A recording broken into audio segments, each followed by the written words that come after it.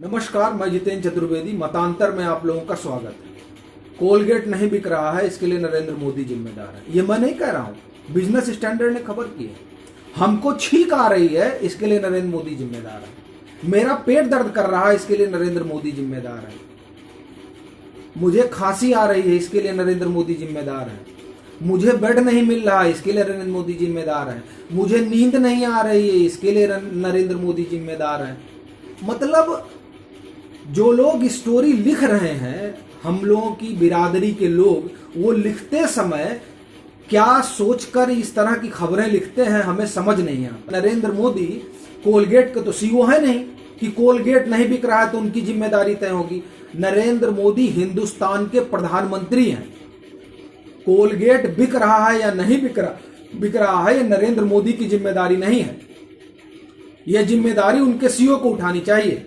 अब आपका प्रोडक्ट खराब है और दूसरे का प्रोडक्ट अच्छा है, वो बिक रहा है, तो इसकी जिम्मेदारी नरेंद्र मोदी की है।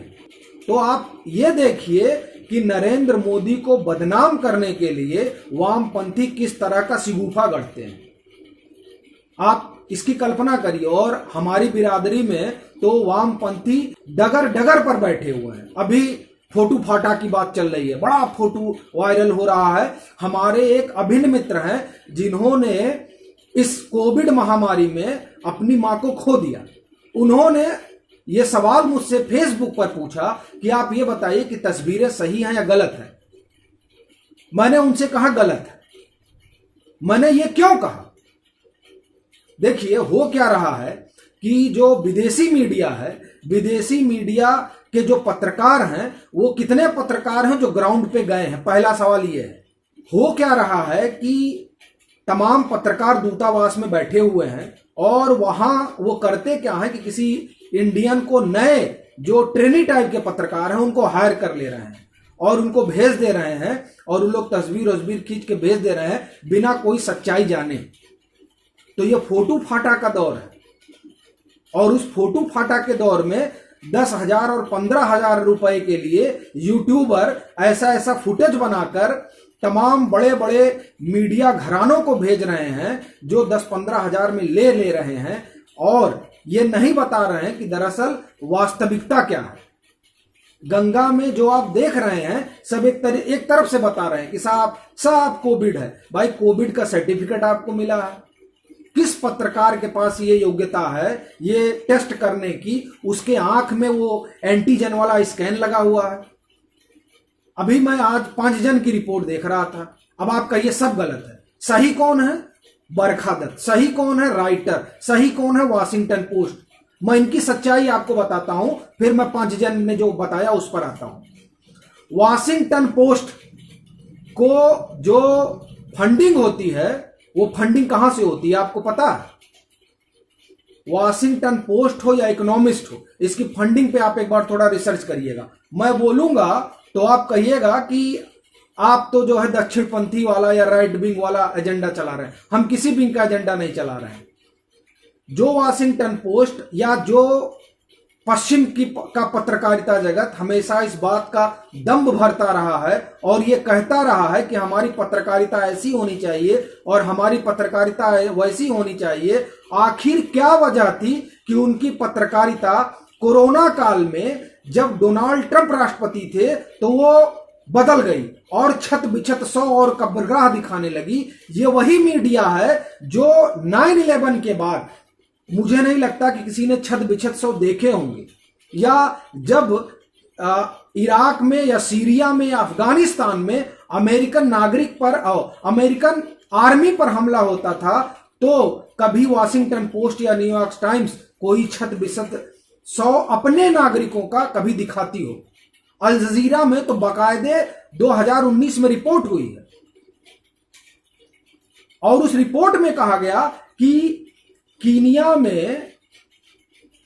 की राजधानी नैरोबी है। नैरोबी में आतंकी हमला होता है और छत बिछत 100 न्यूयॉर्क टाइम्स दिखाता है।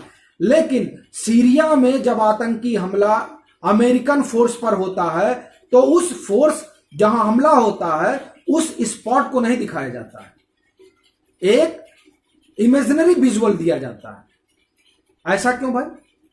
ऐसा क्यों? और ये जो पत्रकारिता के लोग दुहाई दे रहे हैं, ये सिर्फ डोनाल्ड ट्रंप के ही काल में ये पत्रकारिता क्यों हुई, वो मैं आपको बताता हूं। डोनाल्ड ट्रंप ये जान चुके थे कि दरअसल कोरोना के पीछे का षड्यंत्र क्या है, तो ज्यादातर फार्मा कंपनियों के पेट में दर्द होने लगा। और मैं ये यूं ही आपको नहीं बता रहा हूं, फोर्ब्स पे रिपोर्ट है इसकी, जो मैंने 2-3 दिन पहले एक रिपोर्ट की थी, उसमें मैंने ढेर सारे लिंक डाले हुए हैं। फोर्ब्स ने रिपोर्ट की, रिपब्लिकन के सीनेटर कह रहे हैं कि ये डॉक्टर एंथोनी फाउसी ने पीटर डजाक के साथ मिलकर, पीटर डजाक इको हेल्थ एलियांस के जो है कर्ता धर्ता है, और इन लोगों ने मिलकर वुहान में किस तरह से एक बितंडा खड़ा किया, बितंडा माफ करिएगा, एक षड्यंत्र रचा। उसमें Pfizer, GSK company, Bill Gates सब शामिल। और ऐसा नहीं मैं आपको कुछ अलग से बता रहा हूं, वो लोग जो 100 की तस्वीर देखने में व्यस्त हैं, उनको इस सच्चाई से वाकिफ होना चाहिए।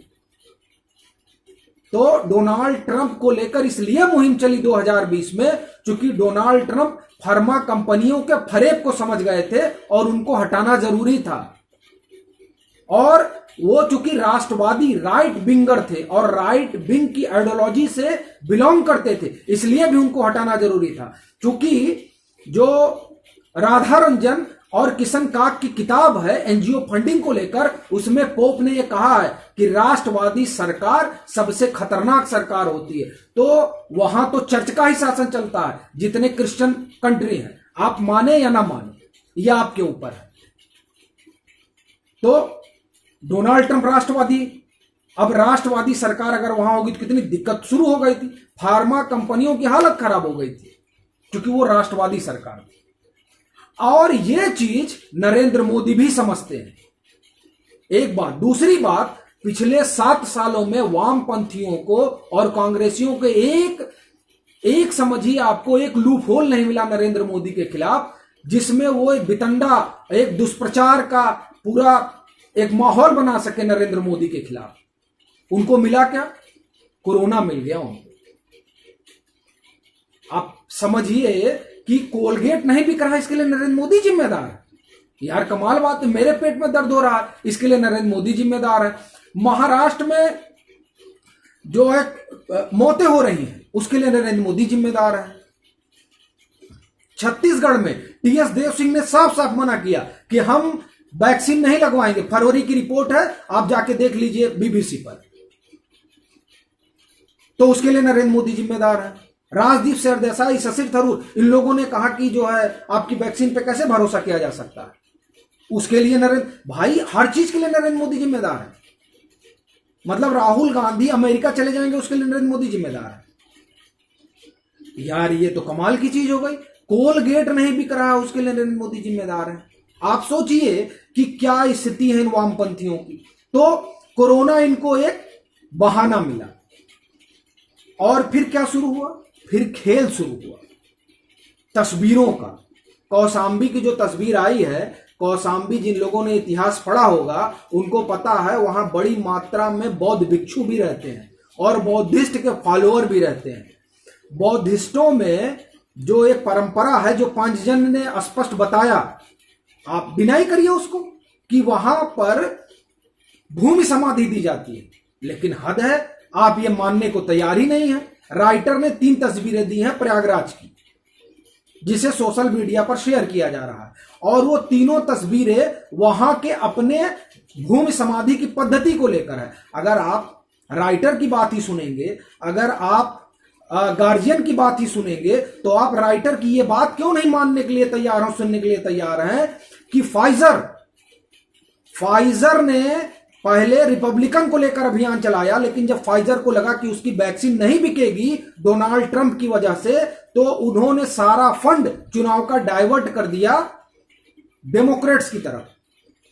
ये राइटर की रिपोर्ट है कि drastic U turn off funding of Pfizer, वो रिपब्लिकन से डेमोक्रेट की तरफ चला गया। ये राइटर लिख रहा है, मैं नहीं कह रहा हूं। राइटर लिख रहा है कि इजराइल में जो फाइजर का वैक्सीन लगी है, उसे लेकर वहां के हेल्थ मिनिस्टर कह रहे हैं कि लोगों को हार्ट में कुछ समस्या हो रही है, और ये उन लोगों को हो रही है जो 30 साल के ऊपर के हैं।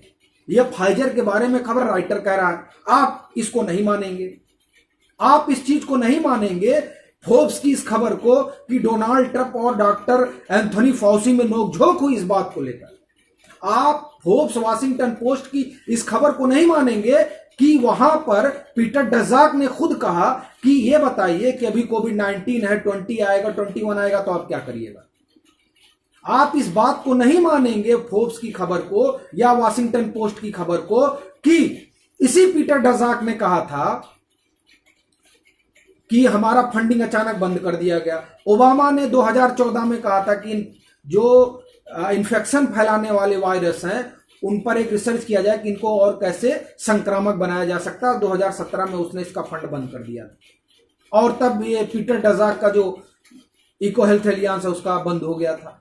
आप इस सब बात को क्यों नहीं मान रहे हैं? आप उस फोटो को मान रहे हैं जिस फोटो के लिए यूट्यूबर 10,000 15,000 रुपए में उस तरह की फोटो बनाकर और वहां भेज रहे हैं और राइटर छाप रहे हैं।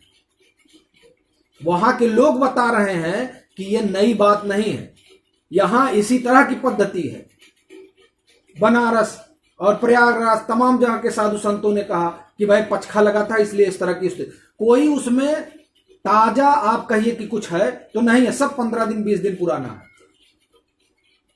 और जो मंजर दिखाया जा रहा है वो मंजर नया नहीं है, लेकिन ये वही लोग हैं जिन्होंने गुजरात दंगे पर रिपोर्टिंग की थी। ये सारे वही पूरा बरखा दत्त, राणा अयूब, राजदीप सरदेसाई ने तो माफी तक मांग ली है, लेकिन फिर भी हमारे साथी पूछ रहे हैं कि जो फोटो दिखाई जा रही है वो गलत है या सही है। मुझे इस बात पर बड़ा आश्चर्य हुआ कि वो लोग जो राजदीप सरदेसाई, बरखा दत्त और इस तरह के जो भी बड़े पत्रकार हैं जिन लोगों ने गुजरात दंगे पर रिपोर्टिंग की और बाद में जो लोग ये मान रहे हैं कि हाँ वो कुछ वाइज्ड थी, यार आप उन लोगों की बात पर अभी भी भरोसा कर रहे हैं, उस तस्वीर पर।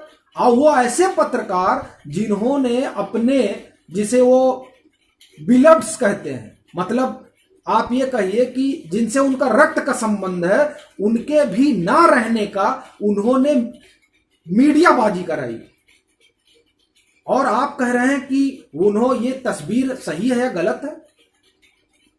ये इस पर मुझे बड़ा आश्चर्य हुआ, बहुत ही आश्चर्य हुआ कि आपने एक प्रधानमंत्री चुना है, उस प्रधानमंत्री पर आपको भरोसा नहीं है।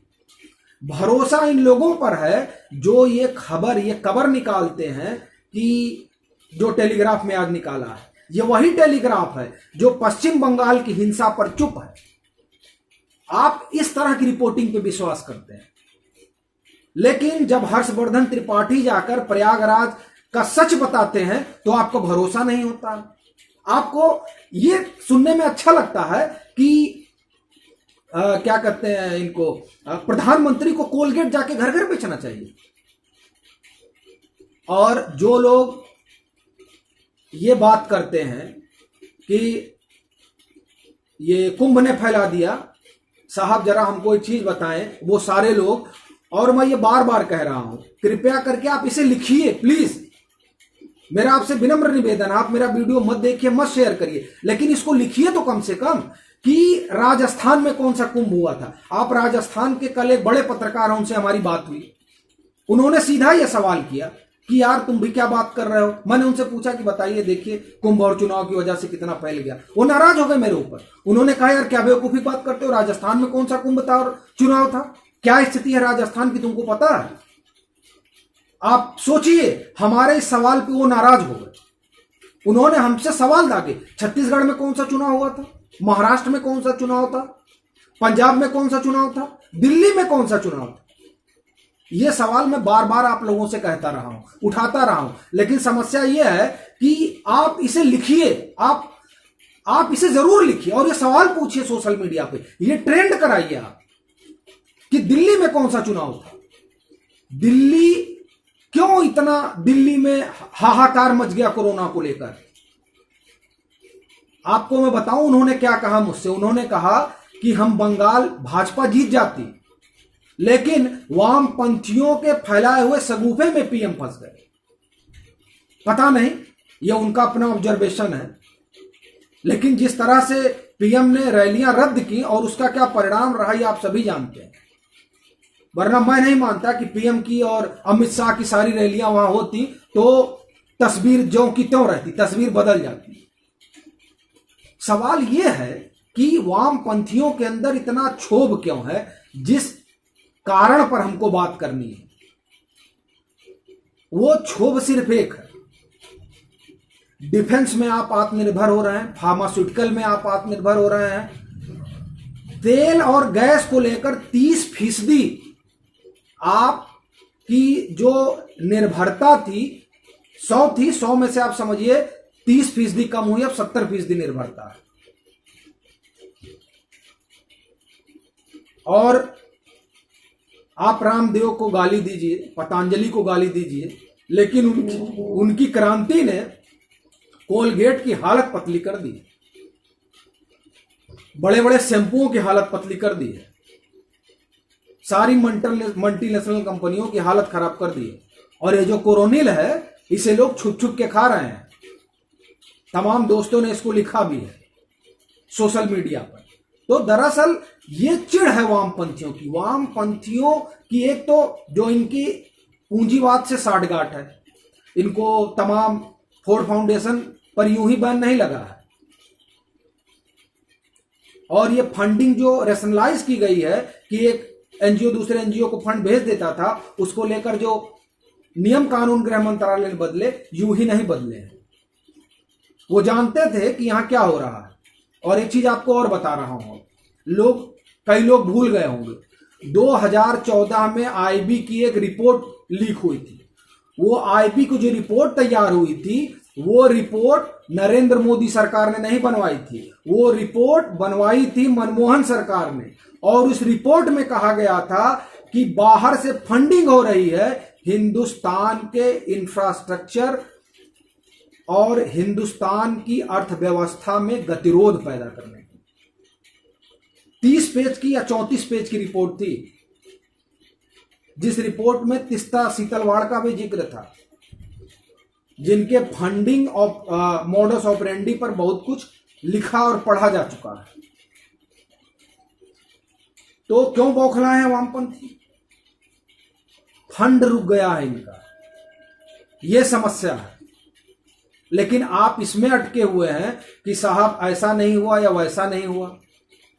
आपने कभी कल्पना की है कि जो लोग ये मुहिम चला रहे हैं, आप क्यों नहीं उनका जवाब देते कि अमेरिका ने हिंदुस्तान से मदद मांगी थी।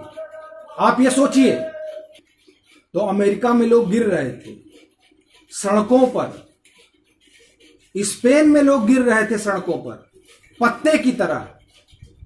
इटली के तो मुखिया ने हाथ खड़ा कर दिया था कि साहब हमसे कुछ नहीं होगा। मेरा यह मानना है कि हमको आप देखिए न देखिए, सुनिए न सुनिए, वो एक अलग मसला है, लेकिन इन चीजों को आप फेसबुक पर लिखिए। चूंकि जो एक माहौल बनाया जा रहा है वो माहौल बहुत गलत है। चित्रा मुदगल ने एक पोस्ट लिखी कि दुनिया की कोई भी स्वास्थ्य व्यवस्था होती वो चरमरा जाती, और वो चरमराई। उस पर सारे वामपंथी उन पर पिल पड़े। और ये वामपंथी तो निहायत ही बदतमीज होते हैं। इन्होंने जिस तरह की भाषा लिखी है, आप जाकर चित्रा मुदगल के फेसबुक पर देखिए जो उन्होंने लिखा। ये इन लोगों का स्तर है। तो आप इस चीज को लिखकर जवाब दीजिए। आप ये लिखिए कि पंजाब में कोई चुनाव नहीं था, वहां पर क्यों फैला। रवीश कुमार इस पर बात नहीं करेंगे, एनडीटीवी इस पर बात नहीं करेगा, आज तक इस पर बात नहीं करेगा, यूपी न्यूज इस पर बात नहीं करेगा, क्योंकि सब अब धीरे धीरे सेकुलर हो गए हैं।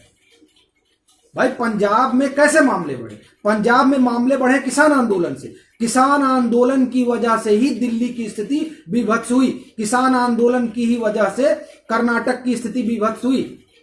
लेकिन इस पर बात नहीं होगी। बात उस फोटो पर होगी जिस फोटो के पीछे की कहानी हिंदुस्तान की बड़ी आबादी को नहीं पता है, और जब उसे बताने की कोशिश 5 जन करता है तो उसे खारिज कर दिया जाएगा। क्यों?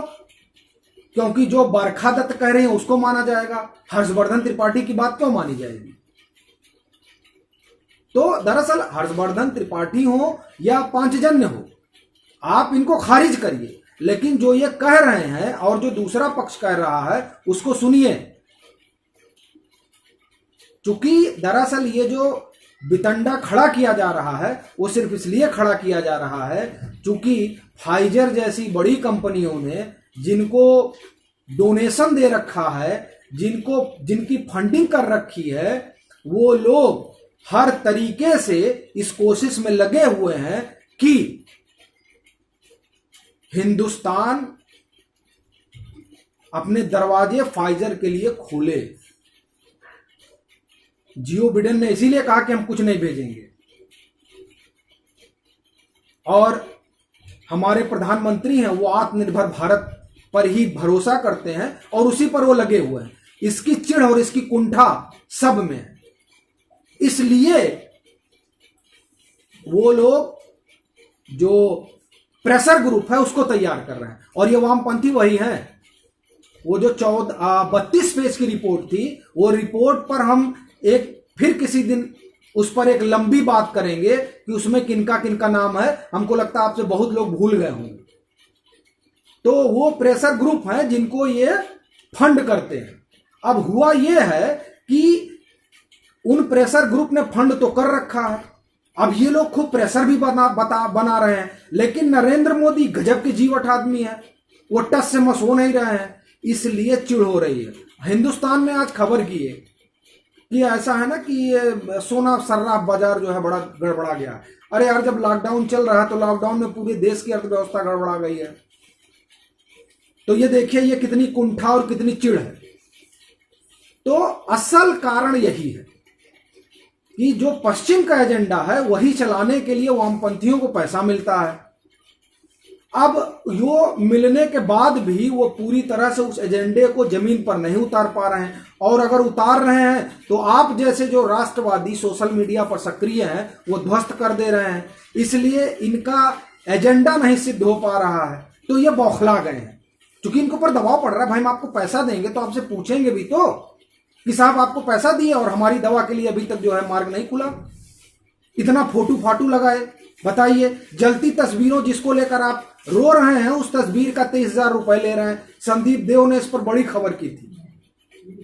तो ये झुंझलाहट है और ये कुलाहट है वामपंथियों की। तो इसलिए अब उसमें मत फंसिए और उससे बाहर निकलिए, और हर वो चीज जो इस वीडियो में कही गई है आप वीडियो मत शेयर करिए, लेकिन उसको जरूर लिखिए फेसबुक पर, ताकि ये वामपंथी और ये कांग्रेसी और ये ट्विटराइट और ये फाइजराइट ये सब एक्सपोज हो।